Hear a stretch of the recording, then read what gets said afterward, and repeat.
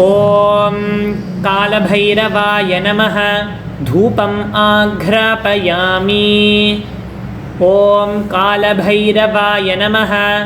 दीपं दर्शयामि। ॐ कालभैरवाय नमः।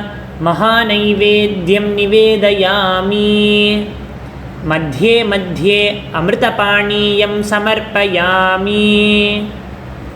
हस्तप्रक्षालनं समर्पयामि। पादप्रक्षालनं समर्पयामि। नैवेद्यानन्तरमाचमनीयं समर्पयामि।